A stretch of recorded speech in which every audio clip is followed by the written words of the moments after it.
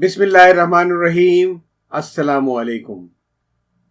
بلوچستان کا مزاحمتی ادب، اس سلسلے میں آج ایک افسانہ پیش خدمت ہے، بوئے آدم زاد، جسے تحریر کیا صورت خان مری نے اور جو شائع ہوا ماہنامہ بلوچی کوئٹہ میں اگست 1980 میں، اور میں نے اسے منتخب کیا ہے اکادمی ادبیات پاکستان کی کتاب منتخب بلوچی کہانیوں سے، جو انتخاب و ترجمہ ہے جناب فضل بلوچ صاحب کا۔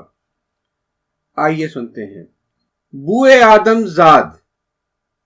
میں شفاسترغانی کے پہاڑی دروں سے اسی طرح آشنا تھا جس طرح میں اور میرے دوست شیرازی کے دشوار گزار وادیوں سے واقف تھے۔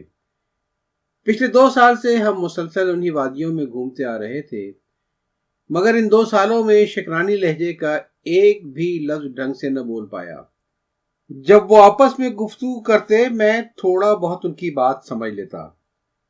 ان کے کچھ لوگ ہمارے ساتھ کام کر رہے تھے اور ہم نے 2-3 ترجمان بھی رکھے ہوئے تھے، مگر ہمارا مسئلہ یہ تھا کہ ہم ان کے لہجے میں ایک بھی لفظ بولنے سے قاصر تھے۔ اگر ہم انہیں کسی لفظ کا معنی بتا دیتے تو وہ زور سے قہقہے لگا کر ہمارا مذاق اڑاتے۔ وہ بڑے خوش طبع لوگ تھے۔ جب ہم شروع میں وہاں آئے تو وہ مجھے فرنگی صاحب کہہ کر مخاطب کرنے لگے۔ لوگوں نے ہمیں بتایا کہ انہوں نے ہمیں اپنے مزاحیہ گیتوں کا موضوع بھی بنایا ہے۔ یہ علاقہ دوسرے علاقوں سے الگ تھلگ تھا۔ ہفتے میں 1 مرتبہ شہر سے ایک لاری آتی تھی، جس دن وہ آتی تھی اس دن وہاں میلہ سا لگ جاتا تھا۔ سارے لوگ گاڑی کے ارد گرد جمع ہو جاتے، اگرچہ گاڑی سے آنے جانے والے لوگوں کی تعداد نہ ہونے کے برابر تھی، مگر وہ ہفتے میں ایک بار ہمارے لیے ضروری اشیاء کے علاوہ سرکاری مراسلات لے کر آتی تھی۔ جب ہم پہلی مرتبہ آئے تو موسم گرما کا آغاز ہو چکا تھا۔ وہاں قیامت خیز گرمی پڑ رہی تھی۔ پہل جب میں نے گاڑی کے گرد لوگوں کا ہجوم دیکھا تو سمجھا کہ شاید کوئی حادثہ ہوا ہوگا۔ ہم ایک بلند مقام پر ٹھہرے ہوئے تھے جہاں سے گاڑی نمایاں دکھائی دیتی تھی۔ یہ قصبہ، جس کا نام شاملو تھا، ہمارے کیمپ کے علاوہ چند گھرانوں اور 2-3 دکانوں پہ مشتمل تھا۔ گاڑی ہر وقت جھاؤ کے ایک بڑے سے درخت کے نیچے آ کر رک جاتی تھی۔ قصبے کے چاروں طرف ایک وسیع پتھریلا میدان تھا۔ قریبی علاقوں کو جانے والا رستہ پرپیچ پہاڑیوں کے بیچ سے ہو کر گزرتا تھا۔ انہی پہاڑیوں کے درمیان میں شکرانیوں کے کچھ گھرانے آباد تھے۔ میں اور میرے کچھ دوست وہاں چہل قدمی کر رہے تھے جب ہم نے پہلی مرتبہ گاڑی کے گرد لوگوں کا ہجوم دیکھا۔ ہمیں ایسا لگا کوئی ناخوشگوار واقعہ ہوا ہے۔ جب ہم قریب پہنچے تو لوگ وہاں سے منتشر ہو گئے۔ میں نے اپنے ساتھیوں سے پوچھا کیا ہوا ہے؟ انہوں نے جواب دیا کہ قریبی قصبوں کے لوگ گاڑی کی آواز سنتے ہیں تو یہ دیکھنے کے لیے دوڑاتے ہیں کہ شاید ان کا کوئی رشتہ دار دوست آیا ہو یا کوئی نئی خبر آئی ہو۔ اس دن گاڑی جب آئی تو میں نے جو کچھ دیکھا وہ آج بھی میرے ذہن پہ نقش ہے۔ ایک اندھی لڑکی گاڑی کے ارد گرد گھوم رہی تھی اور اپنے ہاتھوں سے اس کے مختلف حصوں کو چھو رہی تھی۔ گاڑی کے گرد چکر لگانے کے بعد وہ اس طرف گئی جہاں لوگ کھڑے تھے۔ گاڑی کا ڈرائیور اور اس کے ساتھی زمین پر بیٹھے ہوئے تھے۔ کوئی ان کے لیے پانی سے بھرا مشکیزہ لایا تھا۔ وہ اپنی اونکھ سے پانی پی رہے تھے۔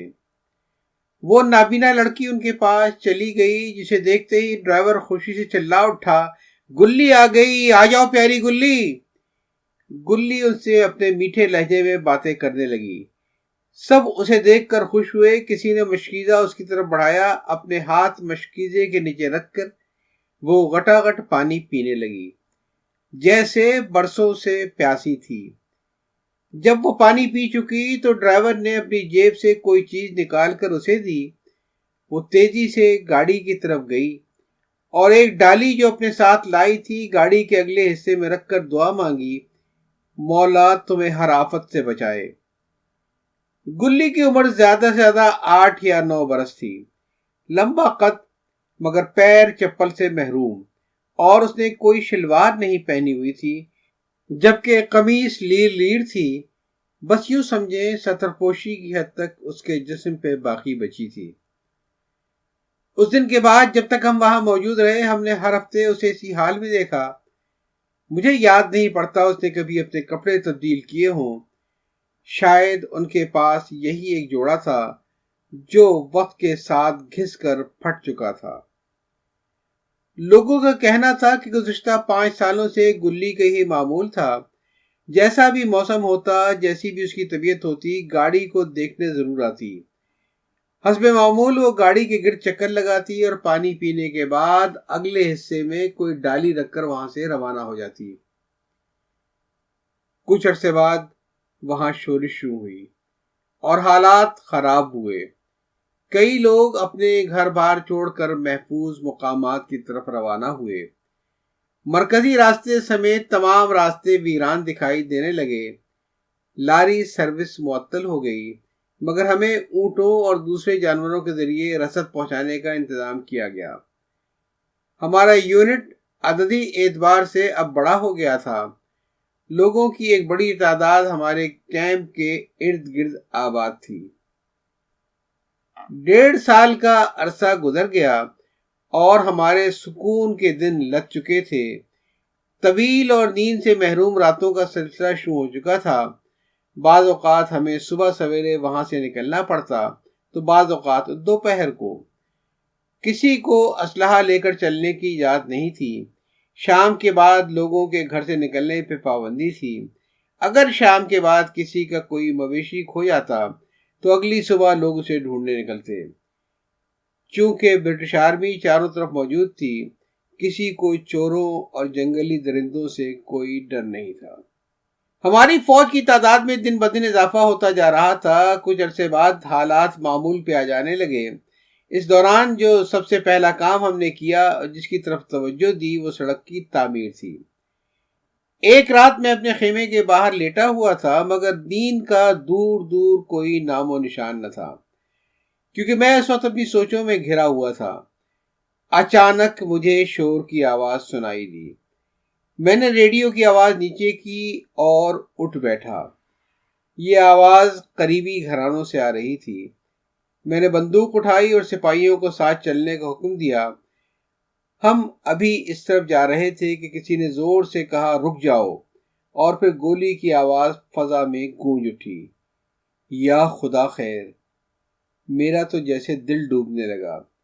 2 سال کے امن کے بعد یہ سب کچھ اچانک کیا ہو رہا تھا؟ مجھے کچھ سمجھ نہیں آ رہا تھا۔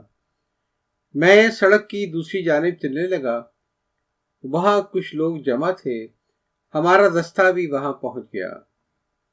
میں ان کے پاس چلا گیا۔